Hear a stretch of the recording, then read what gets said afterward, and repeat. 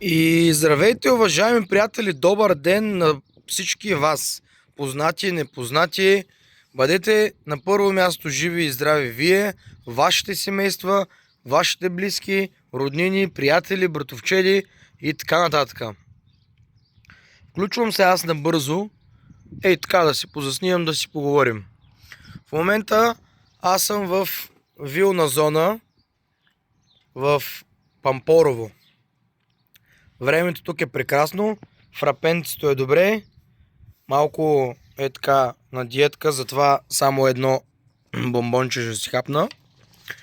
Нещо нямам настроение днеска за снимачен ден, просто е така набързо 2-3 минути малко да си побъбрим.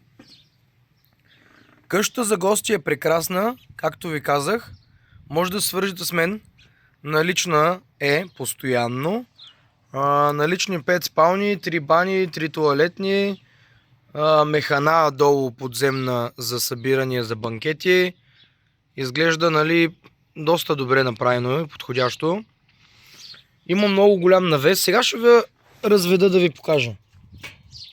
Възможност е, собствениците предоставят възможност за месо домашно, кебапчета, кюфтета, пържоли, консерви има с свинско месо.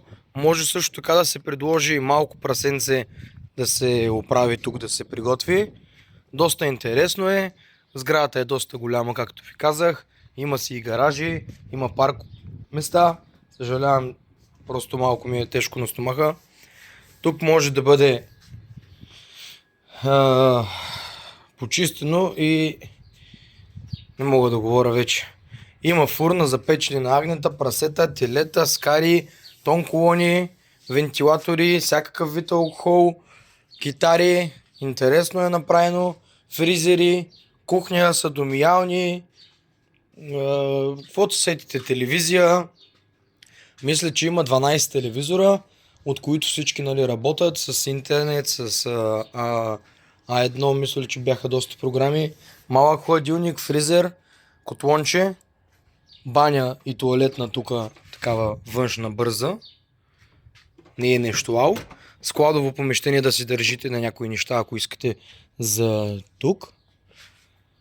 Като цяло мога да ви снимам още доста, но ви казах, в момента нещо не ми е в час заради снощното напиване.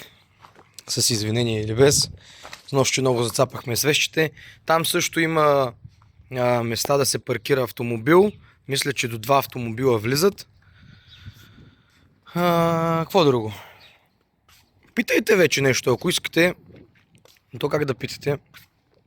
Пишете в коментарите и питайте. Цените са народни. Всеки може да си го позволи, стига да има желание и интерес. Тук пак може да се паркират автомобили.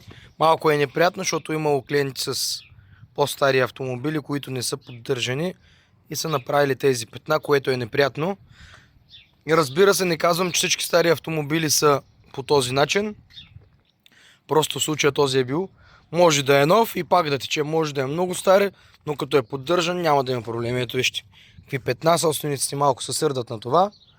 Тук има паркче, може да си играете, за децата най-вече. Може и за възрастни хора, ако имат интерес за федербал, за работи.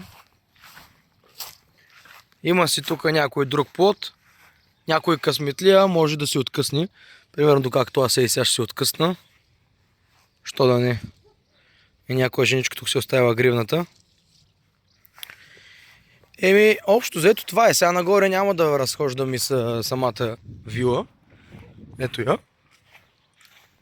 Но при интерес може да ми пишете и ще се доуточним, ще се доразберем. В момента е резервирана за целия месец. В смисъл, имаме си 2 семейства, които са сега.